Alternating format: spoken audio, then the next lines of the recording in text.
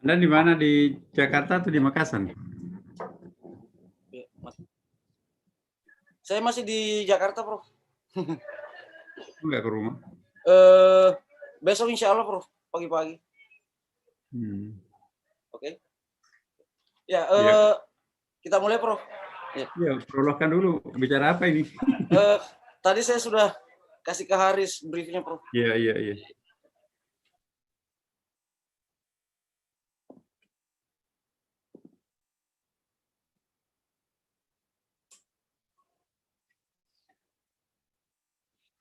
Di apa itu good school itu ya?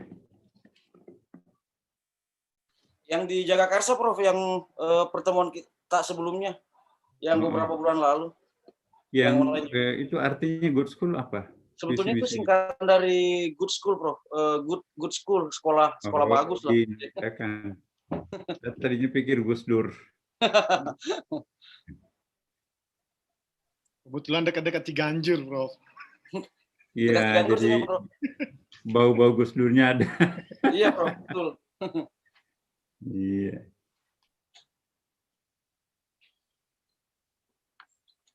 Itu dalam bidang budaya ya, seni? Iya, Prof.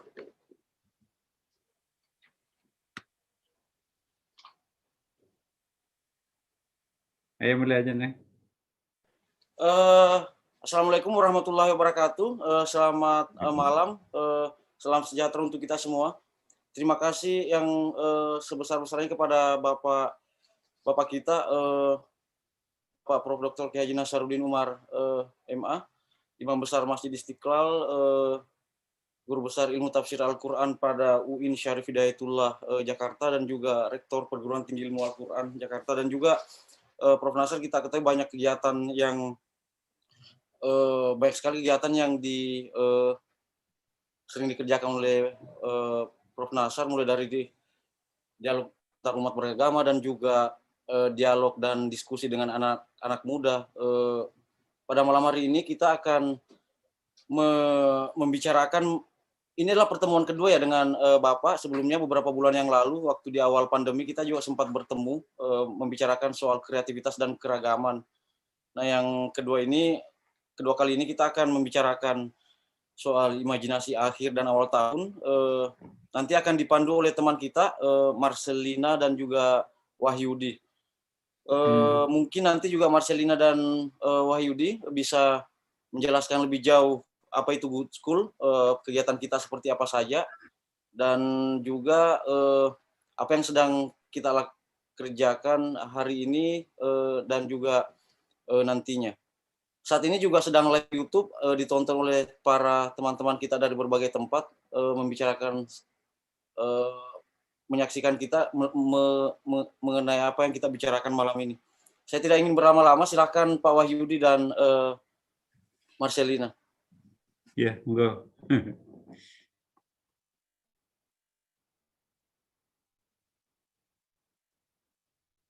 Oke. Ya, selamat malam. Terima kasih. Terima kasih. Ini kok pakai peci semua, imam besarnya mana nggak pakai peci? Tukaran ini. Ya, itu Pak imam besarnya pakai peci itu. Ya, Prof. Assalamualaikum warahmatullahi wabarakatuh. Salam. Hormati Profesor Dr. Nasaruddin Umar MA, dan juga teman-teman dari Good School Ecosystem. Ada Bang Andan, ada Berto selaku coach atau dosennya Good School, ada Bonit juga nih, Anita Bonit. Halo, ada Mbak Selda, ada Deka Mano, ada Wulung Sunu, ada Nina Martini. Nina Martini kakak saya nih, Prof. Ya, saya sendiri Wahyudi, Prof. Jadi saya di Good School Ecosystem ini koordinator venue. Jadi bagaimana mengatur waktu di Good School gitu ya. Dan berjumpa dengan Prof mengingatkan saya pengajian di Masjid Al-Hidayah Jakarta, perguruan di Ponorogo gitu. Oh. Iya. Salah satu pendidik SMA di Ponorogo. Benar. Ya, Iya. sama, Ya, dulu kan belum gondrong. karena pandemi Prof, jadi belum bisa Takut ketukan cukur ya. iya, agak-agak ini sedikit ya. Jadi percakapan ini merupakan bagian dari kegiatan Holy Market Ruru Shop. Ruru Shop merupakan salah satu program yang ada di Good School. Ruru Shop merupakan toko merchandise dari para pelaku seni gitu Prof. Sehingga di akhir tahun ini mereka mencoba mengenalkan produk-produk hasil dari pelaku-pelaku seni gitu, dan diiringi dengan kegiatan-kegiatan lainnya seperti bagaimana salah satunya percakapan kita malam ini mengenai imajinasi akhir dan awal tahun gitu. Nah, di samping saya ada Marcelina Dwi Kencana. Mungkin bisa menjelaskan rinci atau Ayo. detail gitu. Ya, salam kenal Prof. Saya Sela dipanggilnya. Di sini saya sebagai manajer Good School Studi Kolektif. Teman-teman di sini yang juga ikutan dalam program studi kolektif sebagai pengajar di sini ada Berto, ada Bonit. Terus kalau Good School sendiri kan tadi mungkin Prof sempat tanya juga kalau kami di sini bergerak di studi khusus untuk teman-teman yang bergabung di kolektif seni rupa. Kebetulan tahun ini kami mengundang hanya khusus kolektif-kolektif dari Indonesia, dari berbagai daerah untuk belajar bagaimana supaya kolektif seni rupa bisa lebih berkelanjutan, bisa berkolaborasi bersama tidak hanya seniman, tapi juga elemen-elemen lain di masyarakat. Kurang lebih program kami berlangsung seperti itu, dan ada juga kelas-kelas yang ada juga program-program kelas yang kami laksanakan di sini, mengundang teman-teman mulai dari tidak hanya seniman, ada juga sejarawan, desainer dan arsitek.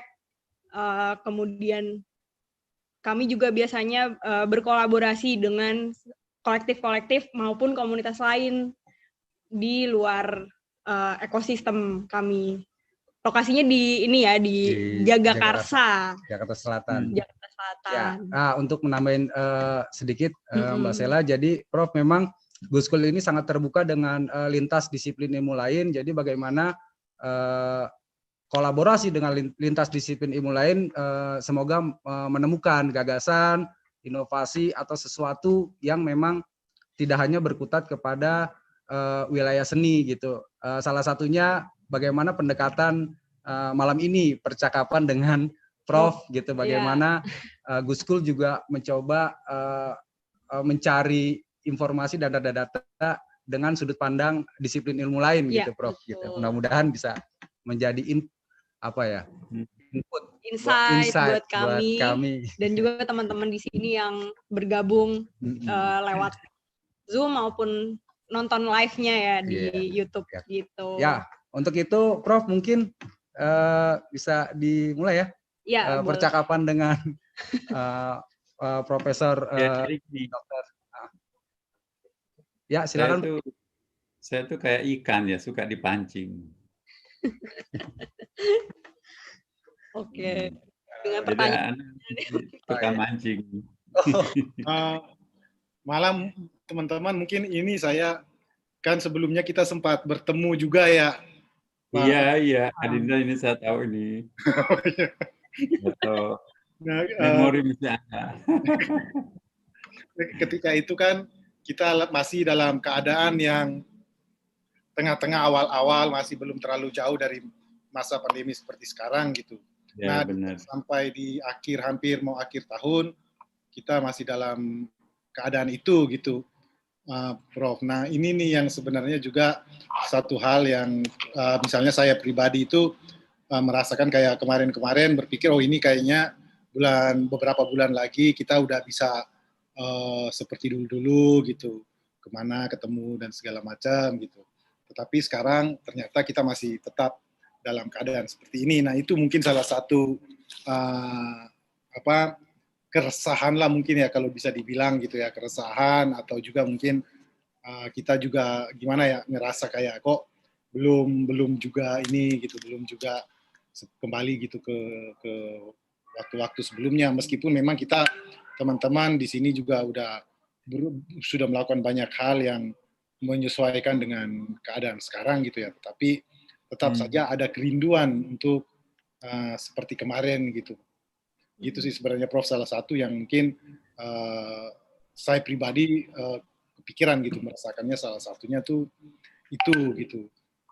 Teman-teman juga misalnya kan sampai sekarang juga kita di Good School kan akhirnya banyak betul kegiatan-kegiatan yang tidak berjalan sesuai rencana, dan kita juga akhirnya juga merasa kira-kira tahun depan gimana ya gitu, kayak apakah misalnya tahun depan tuh 1-2 bulan kita tetap seperti ini terus kita udah bisa agak sedikit lebih bebas, kita agak sedikit lebih kembali ke kegiatan-kegiatan yang seperti sering kita lakukan dulu, atau kita mesti seperti apa nih, karena nggak tahu ya, tapi biasanya kita selalu merencanakan sesuatu gitu untuk 1 tahun ke depan secara pribadi maupun secara bersama-sama ya. Nah itu mungkin salah satu yang juga merasakan saya dan mungkin teman-teman juga Prof kami di Good School gitu. Ya. Ada lagi? Ya ini Prof, di akhir tahun artinya saya ataupun mungkin juga sebagian teman-teman ingin merefleksikan capaian-capaian gitu. Arti yang dulu di awal tahun mungkin menjadi motivasi kita untuk meraih apa yang telah kita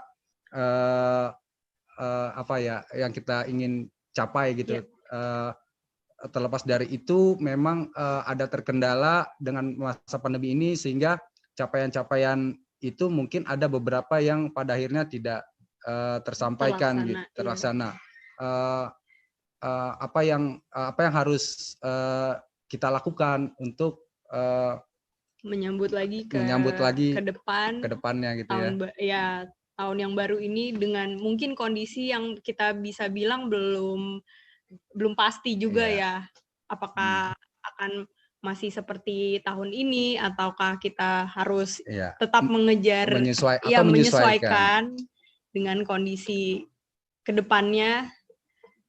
Tapi mungkin banyak juga hal-hal yang dalam tahun ini tidak pernah kita pikirkan dan kita duga, justru malah menjadi hal baru yang kita temukan, justru memberikan pandangan baru, justru betul, temuan baru. Iya.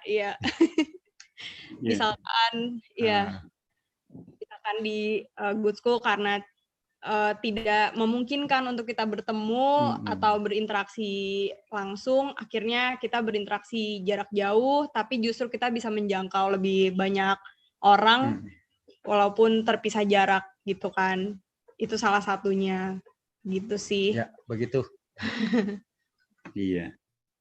Baik, Adinda semuanya ya. Kalau saya sih Indonesia ini membutuhkan orang gila.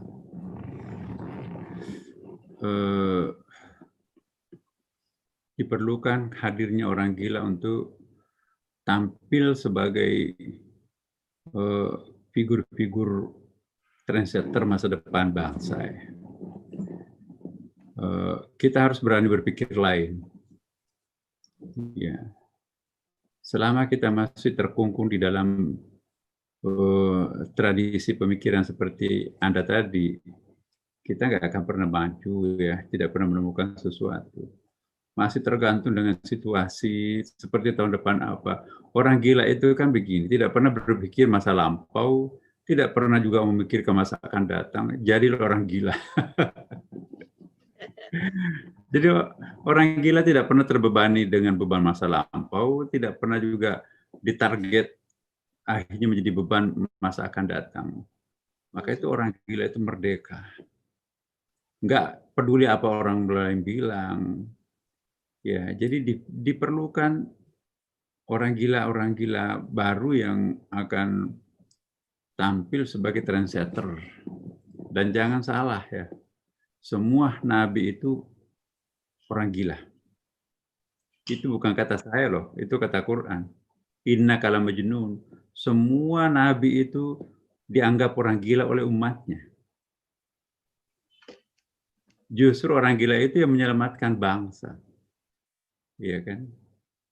Nabi. Siapa nabi yang tidak pernah digilakan oleh umatnya? Jadi kalau ada orang yang ingin terkenal, harus menjadi orang gila dulu. Iya kan? Nah, saya senang teman-teman di sini karena memiliki bakat orang gila. Atau sudah gila juga. Ya. Ya. Jadi itu. Saya punya persepsi orang gila itu apa. Jangan dikira orang gila itu tidak punya nilai, tidak punya perspektif, dan tidak punya manfaat. Justru orang gila lah yang merubah dunia ini kan. Gus Dur itu menjadi Gus Dur karena dia harus menerobos predikat atau apa itu atribut gila itu. Coba betapa banyak orang menjadikan Gus Dur itu seorang tidak normal atau orang gila lah orang. Ya, tapi justru di tengah-tengah kebegituannya Gus Dur, dia bisa melahirkan dirinya sendiri, ya kan? Dia bisa melahirkan masyarakat yang terpukau pada dirinya sendiri. Nah, jadi tema kita hari ini malam ini adalah menjadi orang gila. Kenapa Nabi Muhammad SAW itu dianggap inna kala majnun? Karena dia lahir jauh mendahului zamannya, ya kan? Coba ilustrasinya. Ketika Nabi diutus, 260 patung bergelantungan di depan Ka'bah. Masya Allah. Kenapa batu seperti ini akan mendikte masyarakat? Batu yang tidak punya apa-apanya kok bisa memberikan, menekan, menjajah masyarakat yang cerdas ini. Maka itu seluruhnya dibongkarkan, dipindahkan semua atau dihancurkan. Nggak ada lagi satupun di situ. Ya, itu hanya pekerjaan orang gila yang mampu menghilangkan menghilangkan kompleks Tuhan di dalam di situ. Kalau nggak gila, maka nggak mungkin itu terjadi. Nabi Ibrahim juga kan pernah melakukan seperti itu kan. Ya, dia babat semua berhala-berhala di kompleks penyembahan. Di sisa hanya satu, itu berhala yang paling besar. Baru kampak yang dibawa itu yang membabat, menghancurkan berhala kecil. Itu dikalungkan di lehernya patung paling besar. Ketika dia diinvestigasi, ditanya oleh Raja Namrud, ini siapa yang membabat ini Tuhan-Tuhan kami? Nabi Ibrahim menunjuk, itu yang paling besar. Nah, itu kan disekak di situ kan, itu yang paling besar. Jadi rajanya hati-hati. Kalau dia katakan tidak mungkin dia membabat, orang nggak bisa bergerak kok, dia patung. Pasti akan ada jawabannya Nabi Ibrahim loh. Salah sendiri, kenapa orang seperti itu dipilih Tuhan? Jadi pintar juga rajanya itu. Nah, siapa yang membabat Tuhan kami? Itu yang paling besar. Nah, sebagai seorang raja cerdas menghadapi anak muda orang gila ini kan, hati-hati loh. Kalau kita jawab ini yang membabat itu adalah, atau begini, kalau pertanyaannya nanti, enggak mungkin patung yang besar ini membabat yang kecil, ini kan nggak bisa bergerak. Pasti akan, loh, kenapa menyembah yang seperti itu nggak bisa bergerak? Ya, akhirnya nggak usah bertanya terhadap orang gila.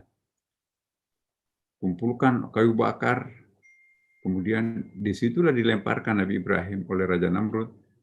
Ya, oleh Raja Namrud itu dibakar. Nah, ini ada dua pendapat, membakar dengan api unggun yang begitu banyak ya, atau juga membakar dalam pengertian memberikan ini, mematikan kreativitasnya Nabi Ibrahim yang super cerdas pada waktu itu. Allahu Akbar. Nah, Nabi siapa lagi? Semua Nabi, apalagi Nabi Musa ya kan, dianggap gila. Ngapain orang gila itu yang melalui? Ya, Nabi Nuh itu yang dianggap orang gila juga oleh anaknya kan. Naiklah ke dalam perahu kami anak. Ya, Kan'an itu anak pertamanya Nuh. Ngapain naik di atas perahunya orang gila? Ya, orang bikin perahu itu di pantai ayah, masa bikin perahu di puncak bukit? Tidak, anak. Bukit ini pun juga akan tenggelam. Masya Allah. Itu masih banyak gunung di belakang itu yang lebih tinggi. Itu juga akan tenggelam. Itu gila kan? Ya. Jadi semua nabi dianggap gila oleh masyarakatnya, oleh umatnya, bahkan oleh anaknya sendiri kan. Tapi apa yang terjadi setelah Nabi Nuh, setelah Nabi Ibrahim, setelah Nabi Musa dianggap gila? Justru orang gila lah yang menyelamatkan dunia ini. Orang gila lah yang meningkatkan peradaban, orang gila lah yang memberikan kejutan-kejutan di dalam penciptaan masyarakat beradab. Orang gila lah yang membuat masyarakat itu beradab. Nah, jadi saya senang sekali teman-teman hari ini ya menampilkan ide-ide orang gila ya. Dan diharapkan dengan kegilaan ini insya Allah nanti akan melahirkan sesuatu yang besar. Ya. Coba kita lihat. Bukan orang alim yang merubah dunia, tapi orang gila. Nah, kalau ingin cepat merubah dunia, jadilah orang gila seperti tadi itu. Nah, pembaharu dunia itu kan ya, selalu dianggap gila oleh masyarakatnya. Muhammad Iqbal dulu juga dianggap gila tuh. Ya. Jangan jauh-jauh. Ya, Soekarno itu pun juga dianggap gila ini orang. Tidak ada seperti punya 5 nyawa gitu kan. Ya. Dibuang ke sana kemari, nggak pernah tobat, nggak pernah mati, nggak pernah surut. Ya, hanya orang gila kan seperti itu. Nah, jadi sekarang bagaimana memperbanyak orang gila seperti itu di Indonesia? Itulah yang akan merubah Indonesia. Iya. Gimana? Ya, berarti memang kita sebagai manusia, apakah semuanya mempunyai potensi itu? Potensi untuk gila? Apakah kita, gitu, artinya kita nih semua mempunyai potensi untuk gila gitu ya, Prof ya? Kalau kita lihat memang lebih kepada berani mungkin ya. Ya, artinya berani menuangkan imajinasi yang memang ada di dalam gagasan pikiran kita gitu ya, Mbak Sela. Iya, iya. Misal kalau dibawa ke ceritanya kan mungkin bisa ini ya, kita bisa ngebayangin gimana teman-teman di sini tuh selalu punya ya imajinasi yang kemudian dituangkan ke dalam sebuah apa karya atau apa proyek ya untuk program-program yang kadang-kadang juga ya kita tidak pikirkan sebelumnya gitu. Ya gitu, Prof. Jadi memang kita sebagai manusia memang sudah punyakah potensi untuk menuju itu, dan ataukah memang pendekatannya memang lebih ke berani gitu, artinya berani melakukan supaya ya itu tadi ya mungkin untuk perubahan, untuk sesuatu yang belum pernah berani dilakukan sama orang. Ya, jadi manusia lah satu-satunya yang bisa menyandang predikat gila. Satu-satunya makhluk Tuhan yang berpotensi untuk gila hanya manusia. Apa ya? Itu dalam bukunya Syekh Hussein Nasr itu kan. Satu-satunya makhluk manusia inilah yang disebut makhluk eksistensialis. Apa itu eksistensialis? Bisa turun naik martabatnya Ya. Hari ini ahsani taqwim, lebih hebat daripada Jibril, panglimanya para malaikat. Wahai Muhammad, saya hanya sampai di sini, energi saya nggak sanggup mendaki ke puncak, ya kan? Terkaparlah istilahnya di situ, sayapnya nggak sanggup mendaki ke atas. Tapi Nabi melejit ke atas, ya kan? Tapi manusia itu juga bisa menjadi asfala safilin, lebih hina daripada binatang. Walaqad zara'na li jahannama minal jinni wal ins lahum qulubun la yafqahuna biha wa lahum a'yunun la yubsiruna biha wa lahum adhanun la yasma'una biha ulaika kal an'am bal hum adall. Jadi manusia itu bisa lebih hina daripada binatang, tapi bisa juga lebih hebat daripada malaikat. Nah itu dia. Nah itulah tadi saya katakan bahwa manusia itu satu-satunya makhluk Tuhan yang paling gila, yang bisa gila. Ya, malaikat la ya'sunallah, tidak pernah ya melahirkan kontroversi malaikat itu. Orang gila itu kan pencipta kontroversi, ya kan. Gak ada makhluk lain yang menciptakan kontroversi. Jadi jika ingin berperadaban, lakukanlah sesuatu yang kontroversi. Kontroversilah yang mau merubah wajah peradaban itu. Tanpa kontroversi nggak akan ada perubahan peradaban. Iya kan? Jadi kalau ada orang takut kontroversi, ya berhenti jadi manusia. Lebih tepat jadi jin, malaikat atau binatang. Iya kan? Berarti bisa dibilang kekuatan manusia itu karena mereka punya imajinasi dan ya ide-ide gila tadi itu ya, Prof. Ya. Allah pun juga mencintai orang gila kan? Satu-satunya yang dipercaya Tuhan sebagai representatifnya, khalifahnya adalah manusia. Kenapa bukan malaikat? Padahal malaikat itu kan layak sunallah, tidak pernah durhaka, tidak pernah berdosa, dan tidak pernah membangkang, tidak pernah menyalahi aturan. Tapi dilewati oleh Allah itu. Ya, bukan juga iblis kan, iblis apalagi kan, enggak lah. Tapi manusia, kenapa Allah memilih manusia ya untuk menjadi khalifahnya? Karena manusia itulah diciptakan atau diberikan satu kekhususan oleh Allah memiliki kombinasi maskulin feminin itu kan. Ya. Ma mana'aka an tasjuda lima khalaqtu biyadayya. Kenapa kamu gak mau sujud terhadap Adam? Hai Jibril, iblis. Ya. Kata Allah itu, lima khalaqtu biyadayya, yang aku ciptakan dengan kedua tanganku. Jadi redaksinya bahasa Arabnya itu menarik untuk kita kaji loh ya. Lima khalaqtu itu manusia itu handmade-nya Tuhan. Kalau lima khalaqna itu pabrikan. Ya jadi yang lain itu buatan pabrik, kodian. Tapi kalau manusia itu buatannya Tuhan sendiri. Kayak kalau pematung seni rupa atau pembatik itu, manusia itu batik ukir, batik lukis itu ya. Bukan batik pabrik. Lima khalaqtu biyadayya. Dan itu pun juga kombinasi superpowernya Tuhan dua-duanya kan.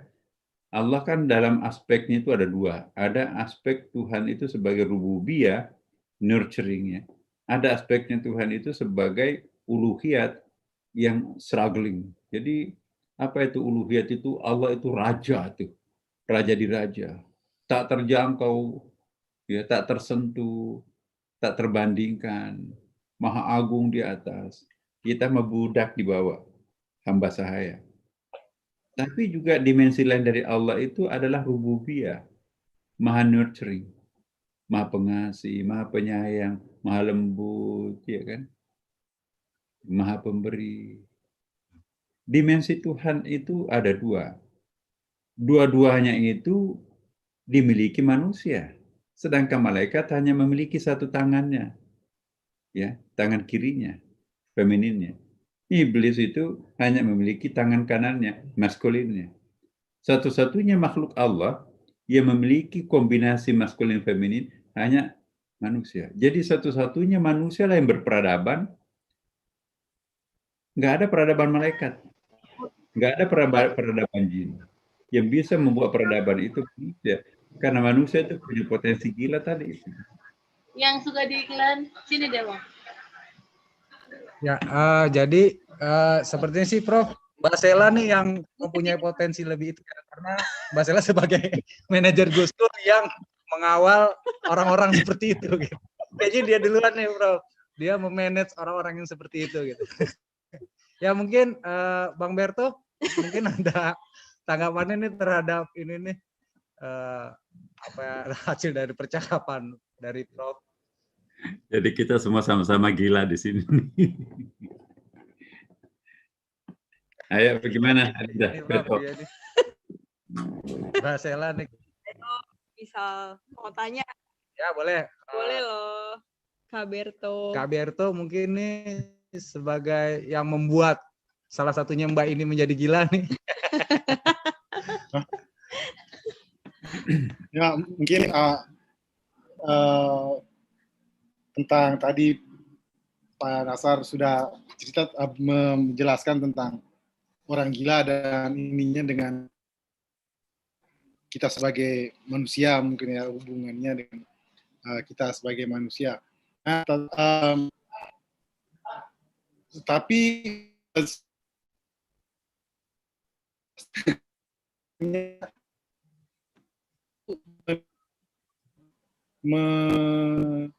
memaknai mungkin ya memaknai gila ini dengan cara yang nggak tahu apakah pertanyaan mungkin apakah ada semacam pemaknaan terhadap gila yang pas gitu, karena kan sering kita gitu mendefinisikan gila dalam ini ya dalam apa yang kita lakukan sehari-hari, dalam pekerjaan atau dalam kreativitas lah. Istilahnya anak itu panasar gitu.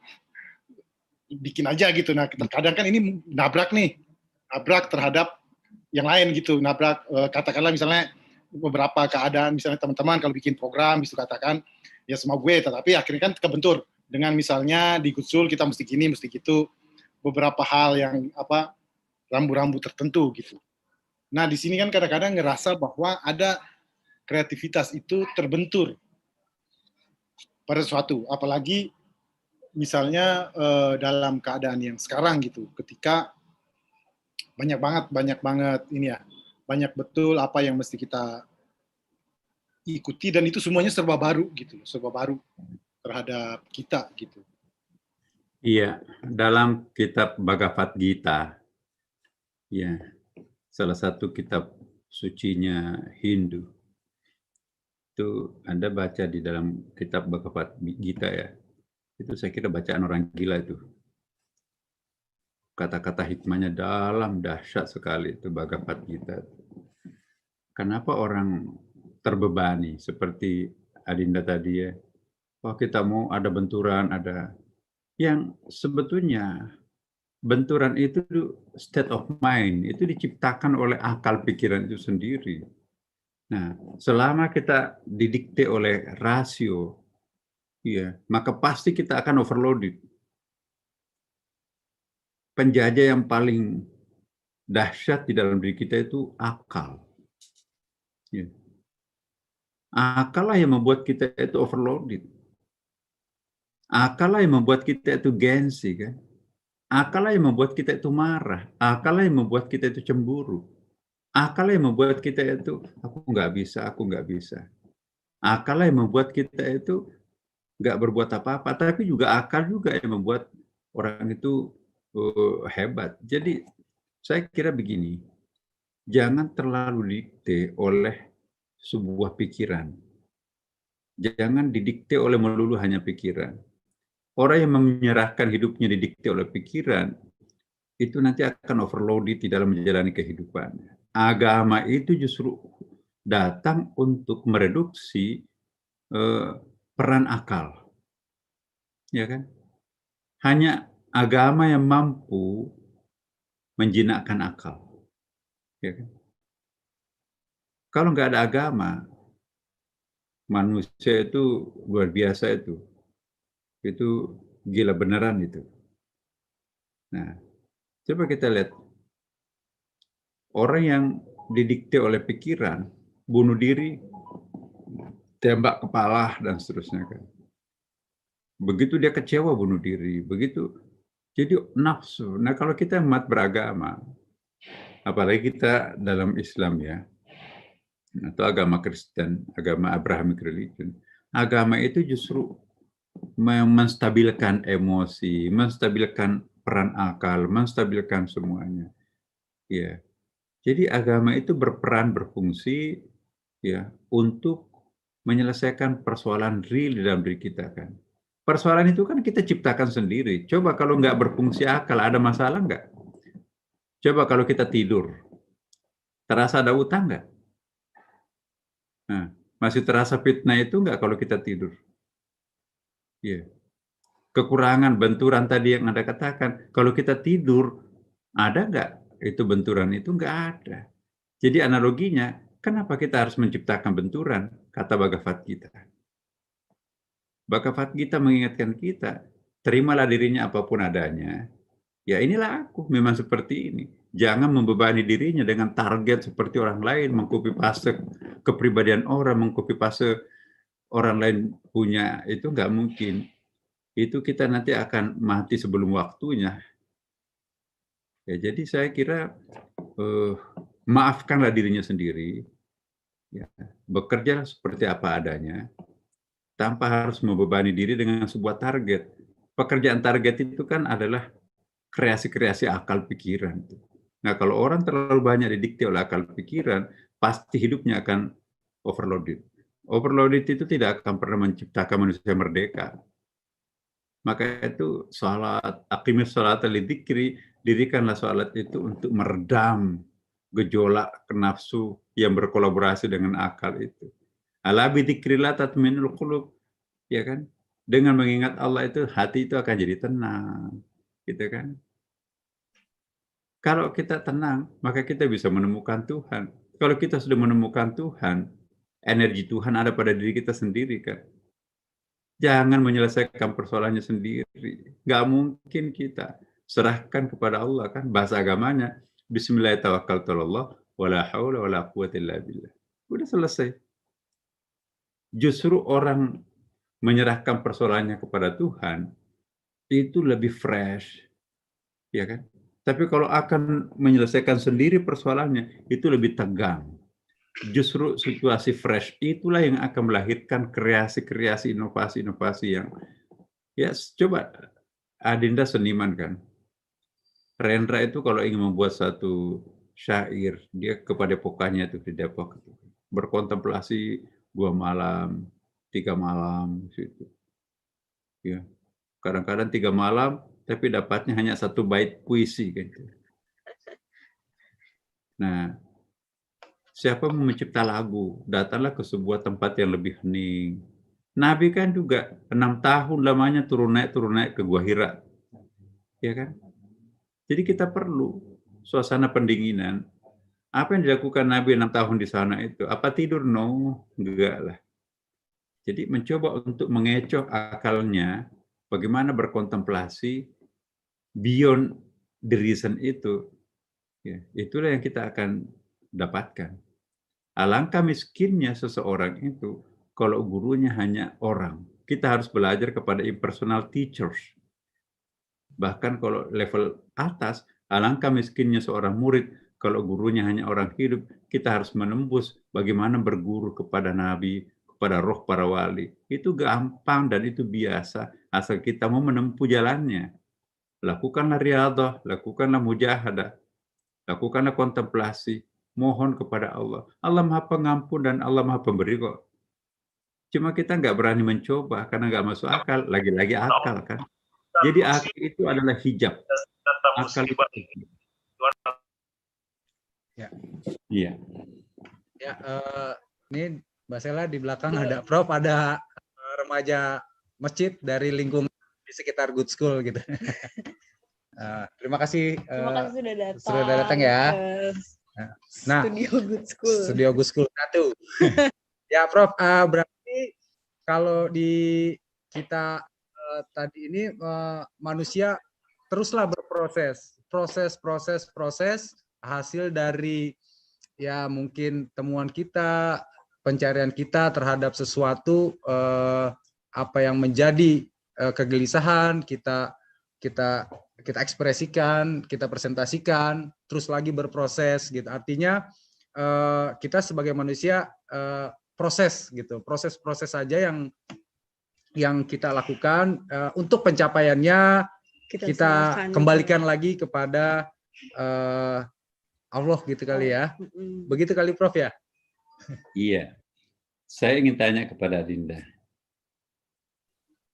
Prestasi itu terletak di dalam zona nyaman atau di zona sulit? Prestasi. Di zona sulit. Sulit. Doa itu lebih enak mana kita berdoa dalam suasana zona nyaman atau zona sulit? Zona nyaman. Nyaman sih. Nyaman.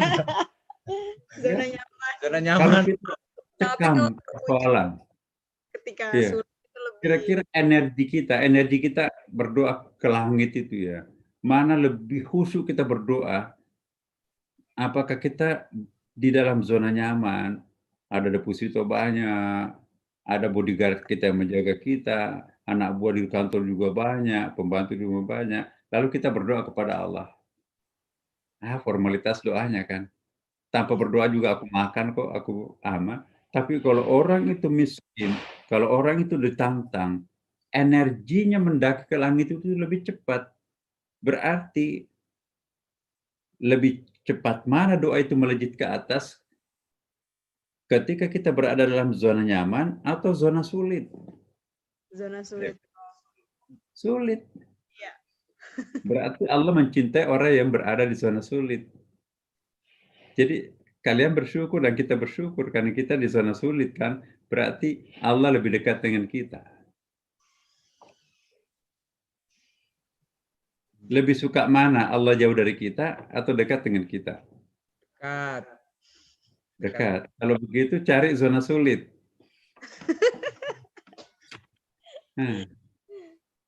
Mau nggak? Kalau zona nyaman Tuhan jauh. Kalau zona sulit Tuhan dekat. Ayo. Gila kan? Teman saya Anita Bonit tadi mau ini nih. Apa? Enggak, zona kita emang zona sulit sel ini. Selalu berada di zona sulit kita. Tanda-tanda jika Allah mencintai hambanya, dia menurunkan zona sulit untuknya. Karena energi untuk mendaki dirinya itu lebih kencang ketika kita di dalam zona sulit. Mana lebih tajam doa kita ketika kita ditimpa musibah atau diuji kemewahan? Musibah. Ya. Pernah nggak minta ya Allah anugerahkanlah aku musibah? Enggak. Enggak, Prof. Logikanya kan nggak benar kalau enggak. Iya kan? Jadi jadilah orang gila kalau ingin menjadi orang hebat. Selama Anda takut menjadi orang gila, nggak akan pernah Anda menjadi orang. Jadi coba Rendra, Gus Dur, Bung Karno, siapa itu pemikir-pemikir terbesar, Plato, Sokrates itu kan berantem tuh kerjaannya tuh. Jadi anak-anak tuh. Anda masih ingat Ulil? Ulil hujat itu waktu Adinda masih kecil-kecil tuh. Kira-kira 10-20 tahun yang lalu, bagaimana Ulil itu dihujat. Mungkin satu-satunya nggak menghujat Ulil itu teman saya aja. Tapi saya punya dasar.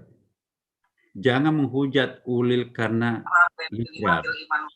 Ya kan? Tapi hujatlah Ulil itu karena mungkin ada akhlaknya yang tidak terpuji. Nah, sejauh yang kita lihat, apa akhlak yang tidak terpuji dari Ulil? Santunnya minta ampun. Nggak pernah mengata-ngatain orang. Satu-satunya kelemahannya karena pikirannya berbeda dengan kita kan. Jangan menghakimi pemikiran orang. Saya contohkan coba. Siapa yang tidak kenal Ibnu Arabi? Itu filosof di masa remaja dan sampai pemudanya kan. Jangan jauh-jauh. Al-Ghazali itu pemikir di masa muda itu. Tapi begitu paruh kedua umurnya itu masuk ke tasawuf itu dalam. Coba apa yang di tangan Pak Mas Ulil sekarang? Itu kan Ihya Ulumuddin kan. Jadi di masa mudanya dia filosof, di paruh kedua usianya itu dia sufi.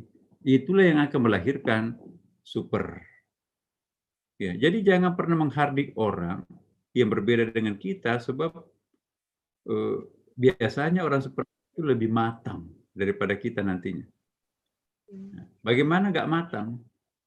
Pada masa mudanya ditempa dengan pemikiran bebas liberal dan akhirnya menemukan sesuatu masuk ke wilayah spiritual matang. Jadi perkawinan antara ma'rifah dengan ilmu, maka lahirlah hikmah itu. Al-hikmah itu dahsyat itu kan. Yu'til hikmata may yasha wa may yu'tal hikmata faqad utiya khairan katsiran. Allah memberikan hikmah ya kepada orang tertentu, barang siapa yang mendapatkan hikmah itu, maka dia akan mendapatkan yang unlimited tanpa batas kebaikan-kebaikan itu. Jadi lagi-lagi bahwa kalau kita ingin mendapatkan sesuatu yang istimewa, ya beranilah untuk dilakukan dinilai sebagai orang gila ya kan. Jadi logikanya lagi kalau ingin menjadi hebat harus menjadi orang gila dulu kan. Syarat untuk menjadi orang populer harus menjadi orang gila. Tanpa pernah atau takut dengan kegilaan, takut dianggap gila, itu nggak akan pernah ada sesuatu yang superior dari kita. Nah, tapi ada waktunya. Kapan waktunya bisa kita menjadi orang gila? Para neurolog, para psikolog juga.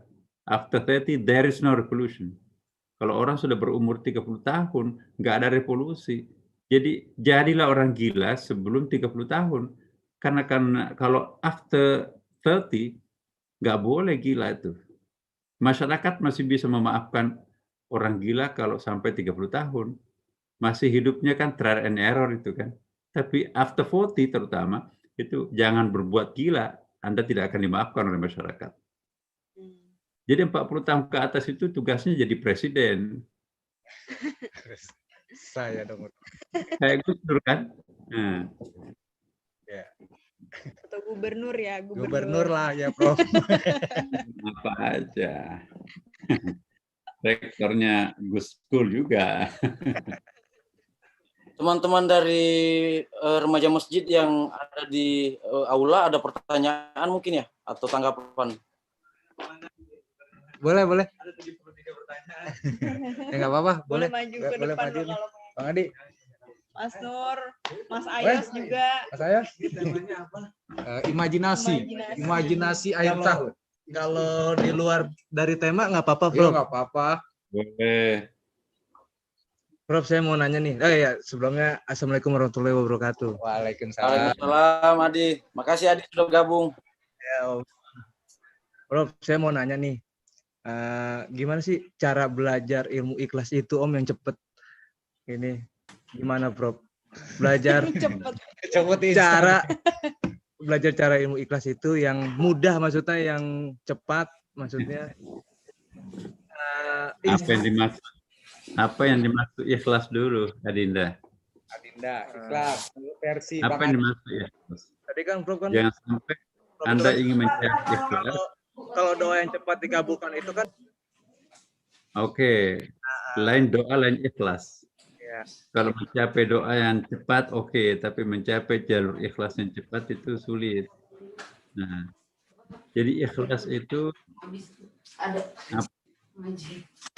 definisinya ikhlas ini. Jadi ini juga teman-teman, bahasa Indonesia itu adalah bahasa yang sangat miskin nuansa spiritualnya. Bahasa Indonesia itu bahasa pedagang, bukan bahasa spiritual. Coba lihat, urusan-urusan spiritual itu pinjam dari bahasa Arab itu kan. Sabar, takwa, iya kan? syukur, ikhlas, tawakal, ya, ridha. Nah, itu bahasa Arab semua. Kenapa nggak ada bahasa Indonesianya? Lebih banyak bahasa spiritualnya bahasa Jawa, bahasa Bugis, ya, daripada bahasa Indonesia. Coba, bahasa Arabnya cinta itu ada 14. Tapi bahasa Indonesianya satu, cinta. Mulai dari cinta monyet sampai cinta ilahi, sama cinta semua. Nah, saya duduk dan kita duduk. Saya tadinya berdiri, duduk. Itu jalasa. Saya tadinya baring, bangkit. Dari baring, duduk, itu qa'adah. Bahasa Indonesianya apa? Jalasa dan qa'adah. Duduk, ya kan? Jadi orang yang tahu bahasa Arab, kalau jalasa, oh tadinya berdiri, lalu duduk. Kalau qa'adah, duduk, oh berarti tadinya tidur, baru duduk. Bahasa Indonesianya apa? Duduk semuanya. Ya. Jadi kalau ingin menguasai syair-syair yang dalam, ya, sebaiknya belajar bahasa Persia, bahasa Arab, ya bahasa Inggris juga lumayan tuh. Cinta tuh. Coba kita lihat di dalam bahasa Inggris ya misalnya kan.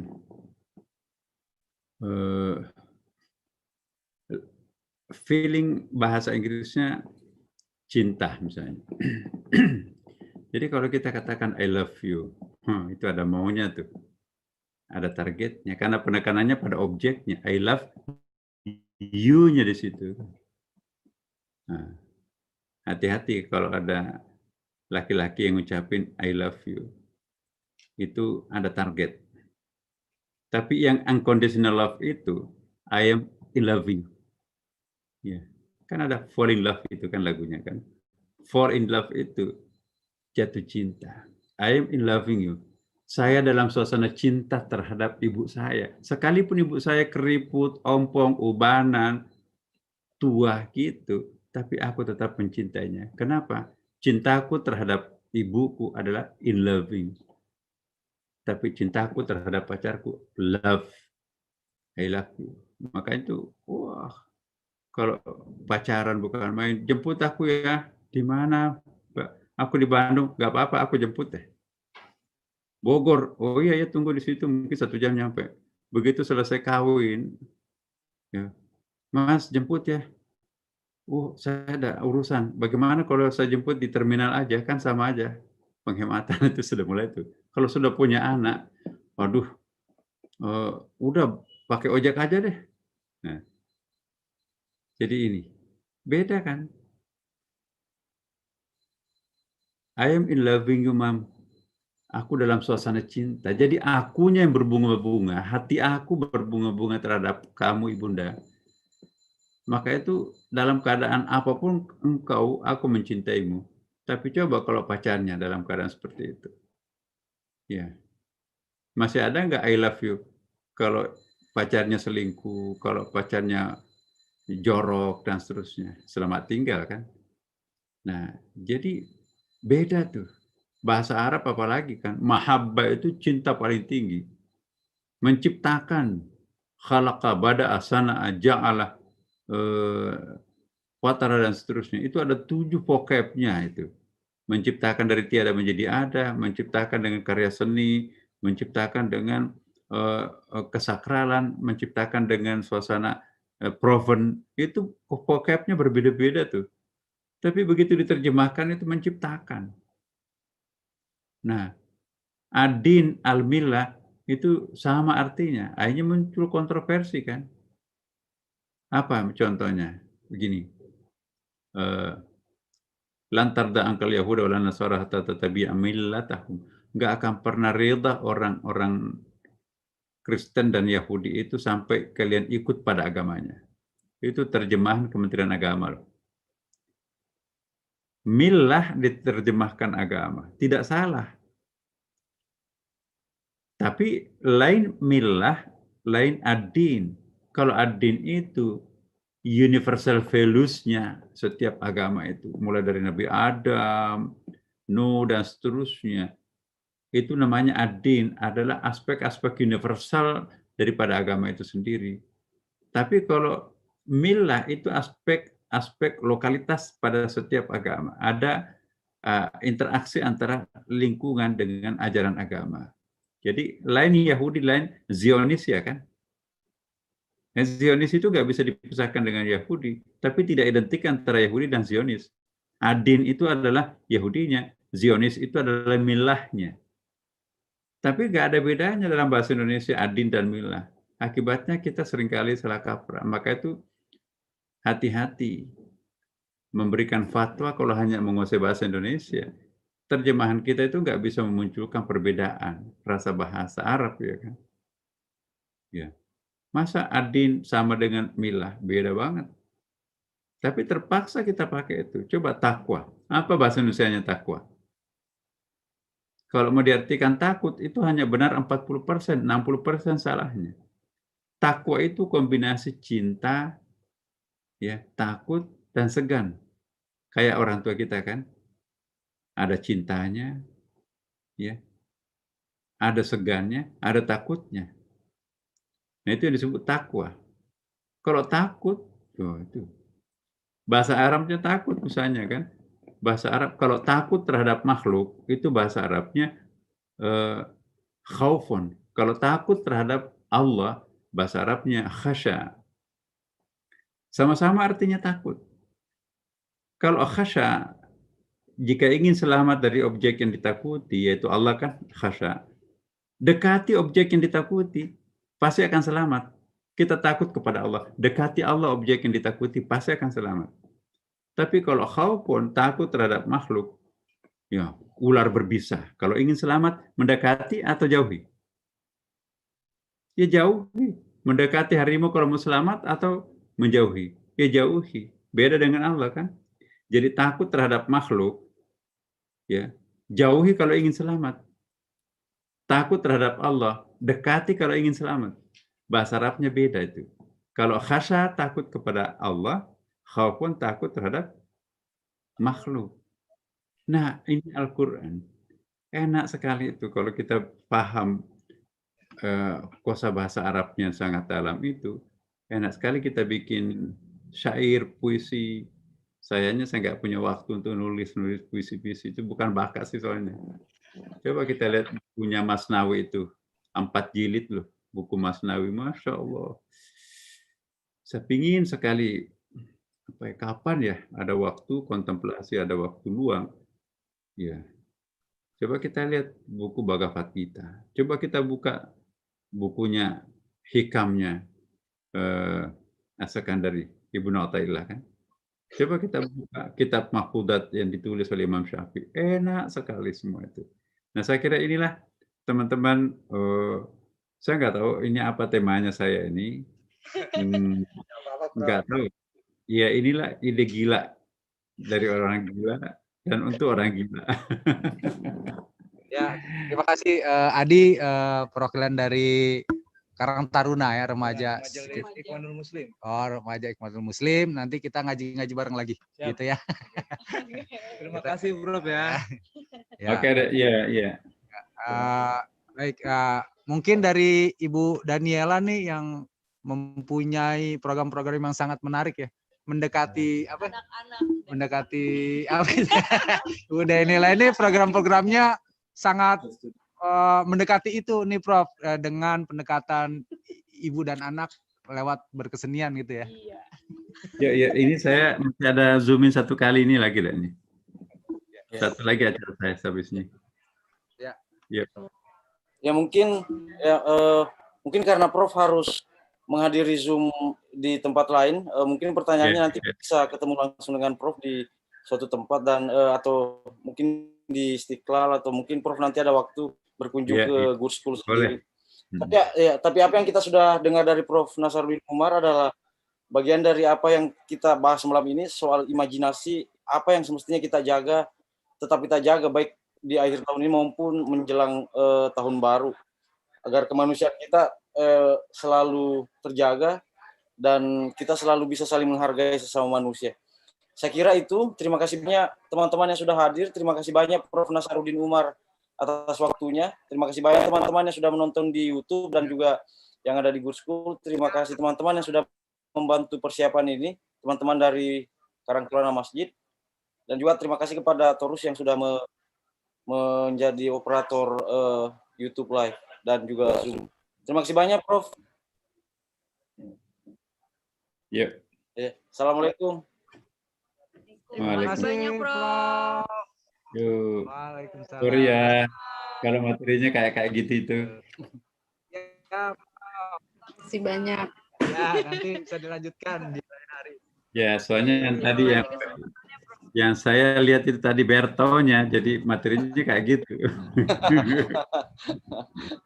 Makasih banyak, Prof. Terima kasih banyak. Iya.